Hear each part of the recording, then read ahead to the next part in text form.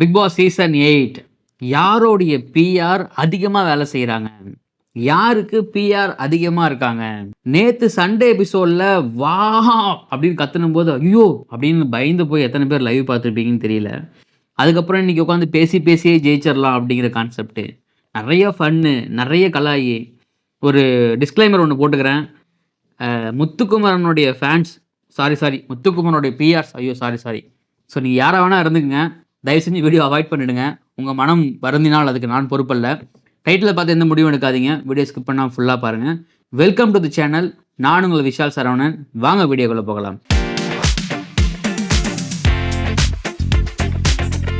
Daily videos, daily அப்டேட்ஸ்க்கு மறக்காமல் நம்ம சேனலை சப்ஸ்கிரைப் பண்ணி பெல் ஐக்கானை கிளிக் பண்ணிக்கங்க.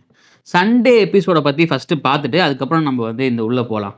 ஏன்னா சண்டே எபிசோடில் டிக்கெட் டு ஃபினாலே உள்ளாரே வீட்டுக்குள்ளேயே போய் விஜய் சேதுபதி அவர்கள் ரயனுக்கு கொடுத்தது ரொம்ப சூப்பராக இருந்துச்சு. அதுக்கப்புறம் அவர் ஒரு சில விஷயங்கள்லாம் பாயிண்ட் அவுட் பண்ணி பேசினார். அது போட்டியாளர்களுக்கு ரொம்ப ஒரு அழகான ஒரு விஷயமா இருந்துருக்கும் இல்லைங்களா? ரயனுக்கு டிக்கெட் டு ஃபினாலே கொடுக்கும் பொழுது முத்துக்குமரன் மூஞ்ச பார்க்கணுமே, ஐயோ அந்த வயிறு எரிஞ்சது அந்த முகத்தில் தெரிஞ்சுதுப்பா. அந்தளவுக்கு வைத்தத்தில் போடுவாங்க ஒருத்தவங்க டிக்கெட் டு ஃபினாலே வாங்குறத பார்த்து. ரொம்ப ஒரு மாதிரி அப்படியே போய்கிட்டே இருக்கும் பொழுது இந்த எவிக்ஷன் ப்ராசஸ் வந்துச்சு. எவிக்ஷன் ப்ராசஸில் பார்த்தீங்கன்னா முத்துக்குமரன் தான் பண்ணுற தப்புன்னு உணர்ந்ததுக்கப்புறம் ஒரு சிலர்கிட்ட மட்டும் அவர் சோப்பு போடுற வேலையை பார்க்குறாரு. அதாவது நம்ம பிக் பாஸ்டையும் சரி, விஜய் சேதுபதியிலையும் சரி, நம்ம ஏதாவது தப்பு பண்ணிட்டோம்னா, பாஸ் நான் உங்கள் மனசில் ஹார்ட்டில் அந்த மாதிரி ஒரு மாதிரி சோப்பு போடுற வேலைலாம் பார்க்குறாரு. அது அப்பட்டமாக வெளியே தெரியுது. ஒரு மாதிரி ஷோலாம் முடிஞ்சதுக்கப்புறம் போயிட்டு அந்த கார்டன் ஏரியாவில் போய் அப்படியே ஆக்ரோஷமாக கத்துனார். ஐயோ நம்ம இப்படி மாட்டிக்கிட்டோமே, நம்மளை எல்லாம் எதுக்கெடுத்தாலும் முத்துக்குமரன் பேசுகிறாங்களே, எதுக்கெடுத்தாலும் முத்துக்குமரன் பேசலை, நீங்கள் பண்ண விஷயத்துக்காக பேசுகிறாங்க, சும்மா அவங்க பேர் எடுக்கிறதுக்கு நீங்கள் ஒன்றும் அப்படியே கிடையாது இல்லைங்களா? ஸோ அப்போ தப்பை அக்செப்ட் பண்ணிக்கிட்டு அதில் மூவ் ஆன் பண்ணணும். அந்த பக்குவம் இல்லாதது முத்துக்குமரனுக்கு மிகப்பெரிய ஒரு பேக் ஃபயராக போய் முடியுது. அது நாளுக்கு நாள் வெளிப்படையாக தெரியுது. நீங்கள் ஆக்ரோஷமாக கத்துனதால நிறைய பேர் என்ன பண்ணுறாங்கன்னா, அப்போ ஆரி இப்போ முத்துக்குமரன், அப்போ ஆரி பார்த்தீங்கன்னா அவர் வின் பண்ணார், இப்போ முத்துக்குமரன் வின் பண்ணுவார்னு தப்பாக கால்குலேட் பண்ணுறீங்க. பட் சேம் ஆனால் அது இதுவும் ஒன்றும் கிடையாது. அது வேற, இது வேற. பார்த்தல அதுக்கு புரிஞ்சிருக்கும். அப்புறமா நம்ம அப்படியே மூவ் ஆன் பண்ணி மண்டே எபிசோடுக்கு வரும். மண்டே எபிசோடில் நீங்கள் லைவ் பார்த்துருந்தீங்கன்னா ஐயையோ அப்படிங்கிற மாதிரி இருந்துருக்கும். ஏன்னா அதில் இன்ட்ரெஸ்டிங்காக எதுவுமே இல்லை. ஏன்னா மணி பாக்ஸ் எதிர்பார்த்து எல்லாம் உள்ளே காத்துக்கிட்டு இருக்கும் பொழுது என்னடா இது எதுவுமே இல்லாத ஒரு விஷயமா இருக்குது, ப்ரோமோ மட்டும் நல்லா பச்சுக்குன்னு இருந்துச்சு, ஆனால் உள்ளே எதுவுமே இல்லைன்னு உங்களுக்கு தோணி இருந்திருக்கும். அதுக்கு முன்னாடி இந்த மார்னிங் ஆக்டிவிட்டீஸில் யாருக்கு பிஆர் அதிகமாக இருக்காங்க அப்படிங்கிற கேள்வி கேட்ட உடனே நம்ம வெளியில் எப்போவுமே கேட்பாங்க. அது லாஸ்ட் சீசன்லேயும் இது நடந்துச்சு, இந்த சீசன்லேயும் நடக்குது. யாருக்கு பிஆர் இருக்காங்க? ஸோ எல்லாருமே ஒருமித்த கருத்தாக சௌந்தர்யாவுக்கு பிஆர் இருக்காங்க அப்படின்னு பேசுனாங்க. சௌந்தர்யாவுக்கு மட்டும்தான் பிஆர் இருக்காங்க.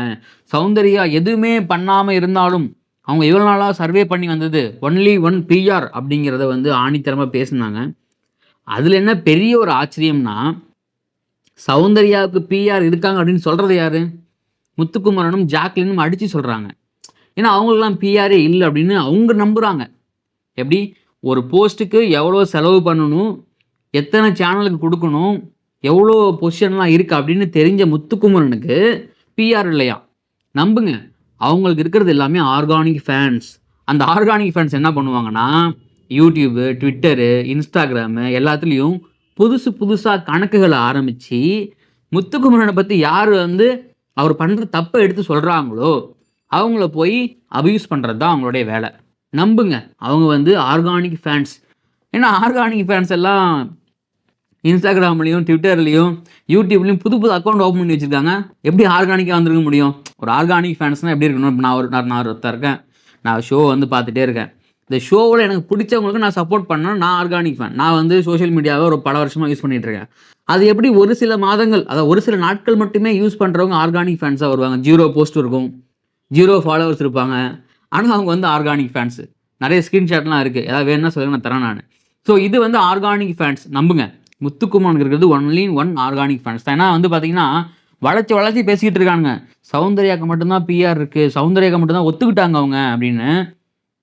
முட்டு கொடுக்குற வேலையை நிறுத்திட்டீங்கன்னா முத்துக்குமரன் ஃபைனலுக்கு போய் ஜெயிப்பார். அப்படி இல்லைன்னா நீங்கள் கடைசி வரைக்கும் முட்டு கொடுத்துட்டே இருக்க வேண்டியதான். ஒன்றுத்தையும் பண்ண முடியாது அப்படிங்கிறது இங்கே நம்ம பதிவு பண்ணிக்க விரும்புகிறோம். ஸோ யாருக்காவது எந்த ஆர்கானிக் ஃபேன்ஸ்க்காவது இது ரொம்ப மனசு புண்பட்டு இருந்தால் நான் அவங்களுக்கு மட்டும் சாரி கேட்டுக்கிறேன். Only for organic fans, not PR and what. Okay. And Jacqueline அவங்க அப்படியே ஐயோ உங்களுக்குலாம் பிஆர் இருக்கா, இதுக்கு பேர் தான் பிஆரா? ஜாக்லின் பார்த்துக்குங்க சார், நீங்கள் அப்பா மாதிரி நினச்சேன் சார், தொண்டையில் குத்துது சார். என்ன சார் இது, நீங்கள் இவ்வளோ நாள் நீங்கள் பண்ண போங்குக்கெல்லாம் இவ்வளோ நாள் நீங்கள் உள்ள நாமினேஷன் சர்வே ஆகுறீங்கன்னா அதுக்கு முக்கியமான காரணம் யார்? நீங்கள் வச்சுருக்க பிஆர் தான். சேம் முத்துக்குமரனுக்கு எப்படி பிஆர் பற்றி எதுவும் தெரியாதுன்னு அவரே சொல்லிக்கிறாரோ, அதே மாதிரி ஜாக்லின் ஒரு பெரிய அவங்களுக்கு ஒரு பெரிய பயங்கரமான சப்போர்ட்டே வெளியில் இருக்குது, பிஆர் சப்போர்ட்ஸ். அவங்க வந்து எப்படி தெரியாத மாதிரி நடிக்கிறாங்களாம். நான்லாம் வந்து என்ன நினைப்பேன்னா, ஐயோ இந்த வாரம் கடந்துட்டா நம்ம கடன்லேருந்து எவ்வளோ குறையும் அப்படி தான் நினைப்பேன்.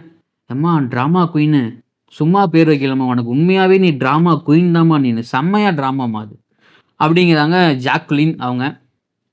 முத்துக்குமரனுக்கும் ஜாக்லினுக்கும் என்ன சொல்ல விரும்புகிறேன்னா, உங்களுக்கு பிஆர் இருக்கிறது நீங்கள் வேணால் உள்ளே உட்காந்துக்கிட்டு நான் வந்து எதுவுமே இல்லை, நீங்கள் எங்களுக்கு பிஆர் நீங்கள் உள்ளே சொல்லலாம். ஆனால் உங்களுடைய பிஆர்கள் வெளியில் ஆல்ரெடி எக்ஸ்போஸ் ஆகிட்டாங்க. உங்களை பற்றி வந்து உண்மையை சொன்னாலே வந்து கடிக்கிறானுங்க. அப்போ யார் அவனுங்க உண்மையான பிஆர் தானே அவனுங்க. ஸோ அப்படிலாம் இருக்கும் பொழுது நீங்கள் பண்ணுற விஷயங்கள் எல்லாமே பிஆராகவே இருந்தாலும் எத்தனை போஸ்ட்டு போட்டாலும் அத்தனை போஸ்ட்டும் உண்மையாகவும் ரசிக்கிற மாதிரி இருந்தால் தான் மக்கள் சப்போர்ட் பண்ணுவாங்க. இந்த சீசனில் மட்டும் பிஆர் இல்லை, இதுக்கு முன்னாடி இருக்கிற எல்லா சீசன்லேயும் பிஆர் இருந்திருக்கு. பிஆர் இல்லாமல் யாருமே இங்கே வந்து சர்வே ஆக முடியாது. பணம் இருக்கிறவன் அவனுடைய பட்ஜெட்டுக்கு ஏற்ற மாதிரி பிஆர் வச்சுக்குவான். பணம் இல்லாதவன் அவங்களுடைய ஃப்ரெண்ட்ஸ்கிட்டையோ அவங்களுடைய ஃபேமிலிக்கிட்டையோ அவங்க அக்கௌண்ட்டை கொடுத்து போஸ்ட் போடுங்கன்னு சொல்லிட்டு வர போகிறான். இதுதான் வித்தியாசமே தவிர இதுக்கும் அதுக்கும் எந்த வித்தியாசமும் கிடையாது. ஸோ அதனால் முத்துக்குமரனுக்கு பிஆர் கிடையாது, சௌந்தர்யாவுக்கு பிஆர் இருக்காங்க, அவங்க ஒரு நாள் சர்வே ஆனது அதனால தான் அப்படின்னு சொல்கிறது வந்து பார்த்தீங்கன்னா, உங்களுடைய ஓவர் கான்ஃபிடென்ட்டில் நீங்களே வந்து மண்ணவாரி போட்டுருக்குங்க. அதாவது இராணுவத்தால் அழிஞ்சவங்க கூட கம்மி, ஆனால் ஆணவத்தால் அழிஞ்சவன் தான் அதிகம் அப்படின்னு வந்து ஒரு பழமொழி இருக்குது. அது வந்து ஆப்டாக முத்துக்குமரனுக்கு பொருந்திட்டு வருது கொஞ்சம் கொஞ்சமாக. ஜாக்லின் வந்து மஞ்சள் எவிட்டாகி போனதுக்கு ஐயோ என்ன இனிமேல் யார் பார்த்துப்பாங்க, நீ தாண்டி என்ன பார்த்து பண்ணிக்கிட்டேன்னு 2 வாரம் ஃப்ரெண்ட்ஷிப்புக்கு இவ்வளோ கதறுவீங்களா நீங்கள்? ஒரு அளவுக்கு தாங்க, ஒரு அளவுக்கு தான் ப்ரோ எல்லாமே. சும்மா சொல்லக்கூடாது அப்படிங்கிற மாதிரி சும்மா சொல்லக்கூடாது, ஒரு அளவுக்கு தான் எல்லாமே. மஞ்சரி மேலே உங்களுக்கு அவ்வளோ பாசமாக, உங்களுக்கு மஞ்சரியை வெளியே போய் பார்த்துட்டு உங்கள் மேலே வந்து அவ்வளோ இதாவாங்க. அந்த அளவுக்கு ட்ராமா மேக் பண்ணுறீங்க நீங்கள். அந்த அளவுக்கு சூப்பரான ட்ராமா மேக் பண்ணுறீங்க நீங்கள், வேறு லெவல் எஃபோர்ட்டு. ரயனை வந்து நிறைய பேர் வந்து கடிக்க ஆரம்பிச்சிட்டாங்க. ஏன்னா ரயன் பேசிக்கிட்டே இருக்காரான். சப்பா என்னப்பா அவன் சும்மா தொண்ணு பேசிக்கிட்டே இருக்கிறான் அவன். ஏன் ஒருத்தர் பேசியே இப்போ நீங்கள் வந்து டைட்டில் வின்னராக நீங்கள் முடிவு பண்ணலையா முத்துக்குமரனை? அப்போ இன்னொருத்தவங்க பேசினா வந்து அவன் நொனன்னு பேசுகிறான். ஆனால் நீங்கள் பேசியே உள்ளே வந்துடுவீங்க. இது என்ன நியாயமாக இருக்குது, அநியாயமாக இல்லையா? இது பெரிய போங்காவில் இருக்குது. ரயன் இன்னும் முன்னாடியே பேசியிருந்தா இன்னும் முன்னாடியே முத்துக்குமரனுடைய முகத்திரை டாராக கிழிந்து தொங்கியிருக்கும். அதுதான் உண்மை. ஆனால் ரயன் இதுக்கப்புறம் பண்ணுறது எல்லாமே சூப்பரான விஷயம். அவர் டைட்டில் வின் பண்ணுறாரு, வின் பண்ணலை. ஆனால் அந்த இடத்துல நின்று ஃபஸ்ட்டு ஃபைனலிஸ்ட்டாக உள்ளே போய் மற்றவங்களுடைய வயிற்றை எரிய வைக்கிறார் பார்த்தீங்களா? யார் கண்ணு முன்னாடி அவன் வாங்கக்கூடாதுன்னு சொன்னான். இவன்லாம் டாஸ்க் பீஸ்ன்னு சொல்லாதீங்க அப்படின்னு சொன்ன ஆளுக்கு முன்னாடியே டாஸ்க் பீஸ்ன்னு தீபக் கத்தி அந்த டிக்கெட் ஃபினல் கொடுக்கும் பொழுது அந்த வயிறுலாம் எரியும் போது எவ்வளோ சந்தோஷமாக இருந்துச்சுங்களா? அதனால் மற்றவங்களை கீழே தள்ளிட்டு முன்னேறணும்னு நினைக்காதீங்க. நீங்கள் முன்னேறி மேலே போங்க, நீங்கள் ஜெயிங்க, நீங்கள் வந்து வெற்றி அடைங்க, என்னாலும் பண்ணுங்க. ஆனால் மற்றவனை கீழே தள்ளிட்டு அவன் மேலே ஏறினு ஜெயிக்கணும்னு நினைக்காதீங்க. அது உங்களுக்கே மிகப்பெரிய ஆபத்தாக போய் முடிஞ்சிடும். தன்னை ஜஸ்டிஃபைட் பண்ணுறதுக்கு முத்துக்குமரன் உட்காந்து காலையிலேருந்து ஆத்துன்னு ஆத்தாரு சௌந்தர்யா கிட்ட. நான் அதை நினச்சி சொல்லலை, நான் இதை நினச்சி சொல்லலை. காமராஜர் என்ன சொன்னார் தெரியுங்களா? என்னையா இது, நாட்டில் எவ்வளோ பிரச்சனை போயிட்டுருக்கு, நீங்கள் எல்லா பிரச்சனைக்கும் நீங்கள் என்ன இப்போ உங்களுடைய மனப்பான்மையில் எல்லாத்துக்கும் எல்லாம் கிடைக்குதா அந்த நாட்டில்? முதல்ல எல்லா விஷயங்கள் எவ்வளோ பிரச்சனைகள் ஓடிக்கிட்டு இருக்கு. அப்போது நீங்கள் வந்து ஒரு விஷயத்த பேசி கொண்டுட்டு போயின்னு நினச்சிங்க அப்படின்னா, அப்போ உங்களை மாதிரி இன்னொருத்தவங்க வந்து பேசும்போது ஏன் உங்களுக்கு அதை ஒத்துக்க முடியல? ஏன் உங்களுக்கு குறுகுறுன்னு இருக்கு உங்களுக்கு? அப்போ நீங்கள் இத்தனை நாளாக நம்ம பண்ண தப்பு இல்லை, அந்த தப்பை ஜஸ்டிஃபிகேஷன் பண்ணணும். நம்ம எதாவது பேசி, எதாவது குழப்பி, எதாவது உருட்டி, எதாவது உலட்டி நம்ம இதை பண்ணி முடிச்சிடணுப்பா. எந்தவித அடையாளமே இல்லாத ஒரு நபர் இந்த அளவுக்கு வந்திருக்காரு, ஓகே. எந்தவித அடையாளமும் இல்ல நீங்க சொல்றீங்க. அப்ப அவங்க எல்லாம் விஜய் டிவி ப்ராடக்ட்ன்னு சொல்றீங்க. அந்த ப்ராடக்ட்டாவே இருக்கட்டும். அந்த ப்ராடக்ட் ஆவறதுக்கு அவங்க அந்த அந்த உள்ள வரதுக்கு எவ்வளோ கஷ்டப்பட்டுருப்பாங்க.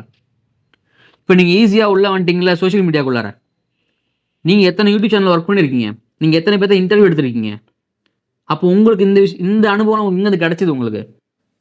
அப்ப ஏன் எந்த அடையாளமும் இல்லாத நபர் நீங்களே உங்கள வந்து மட்டம் தட்டிக்கிட்டு அதுலேருந்து நீங்க முன்னேற நினைக்கிறீங்களா? என்ன விதத்துல நியாயம் அது? சௌந்தர்யா மாரி ஆள் வந்து ஒரு இடத்துக்கு வந்து அவங்க முன்னேறி போனாங்கன்னா என்ன தப்பு? உழைக்கவே இல்ல. என்ன உழைக்கிறாங்க? அங்க என்ன மூட்ட தூக்கி போடணுமா வந்து? எல்லாரும் என்ன பண்றாங்களோ, எல்லாரும் எந்த அடிப்படையில உள்ள எடுத்திருக்காங்களோ, அதே அடிப்படையில தான் உங்களையும் உள்ள எடுத்திருக்காங்க. நீங்க ஒண்ணும் அந்த பிக் பாஸ் செட்ட வந்து தூக்கி நிறுத்தல அப்படியே அனுமார் மாரி. உழைக்கிறதுக்கு. உழைக்காமன்னு வார்த்தைய யூஸ் பண்ணி மேனிபுலேட் பண்றதே வெறும் வேலையா வச்சுட்டுருக்கீங்க. உழைக்கிறதுக்கு இது இங்க என்ன விவசாயம் பண்ணிட்டு இருக்காங்களா உள்ள உட்காந்து? இல்ல கல்லு மண்ணு தூக்கிட்டு இருக்காங்களா? பிக் பாஸ்ல அவங்கவங்களுக்கு குடுத்த டாஸ்க்க அவங்கவங்க பண்ணிக்கிட்டு இருக்காங்க. அது மக்களுக்கு பிடிக்கிறவங்க உள்ள இருக்காங்க, பிடிக்காதவங்க வெளிய போயிட்டு இருக்காங்க. அதான் வித்தியாசம். அதான் நடக்குது. பொறுத்திருந்து பார்க்கலாம். நெறைய ட்விஸ்ட் மேல இருக்குன்னு நெனைக்கிறேன் இந்த மணி பாக்ஸ்ல. ஏன்னா மணி பாக்ஸ் வைக்க மாட்டாங்களா? வைப்பாங்களா? அப்படின்னு பல கேள்விகள் உள்ள எழுந்துட்டு இருக்கு. அது மட்டும் இல்லாம எவிக்ட் ஆயி வெளிய போனாங்கல்ல, அவங்கலாம் உள்ள வந்து என்னென்ன ஆட்டம் போட போறாங்கன்னு தெரியல. ஏன்னா அவங்களுடைய ஆட்டங்கள் பிடிக்காம தான் மக்கள் எவிக்ட் பண்ணி அவங்கள வெளிய அனுப்பிச்சாங்க. என்னமோ அவங்க ஏதோ பெரிய டாஸ்க் பீஸ்ட் மாரியும், அவங்க விளையாண்டு கிழிச்ச மாரியும் உள்ள வந்து பயங்கரமா பேசுவாங்க. என்ன பண்றது நம்ம தலையெழுத்து எல்லாத்தையும் உட்காந்து பார்த்து ஆகணும் இந்த 2 வாரங்கள்ல. பொறுத்திருந்து பார்க்கலாம். யாரெல்லாம் அடுத்த நாட்கள்ல கண்டென்ட்டா ஆவாங்க. யாரெல்லாம் வந்து பயங்கரமா ட்ரால் ஆக போறாங்க. யாரெல்லாம் வந்து ரியாலிட்டி புரிஞ்சுட்டு பேச போறாங்க அப்படிங்கிறத பொறுத்திருந்து பார்க்கலாம். கருத்துக்கள கமெண்ட்ல பதிவு பண்ணுங்க. வீடியோ பிடிச்சா உங்க ஃப்ரெண்ட்ஸ் ஷேர் பண்ணுங்க, லைக் பண்ணுங்க. மறக்காம நம்ம சேனலை சப்ஸ்கிரைப் பண்ணி பெல் ஐகான் கிளிக் பண்ணிக்கங்க. நானும் உங்க விஷால் சரவணன். நன்றி, வணக்கம்.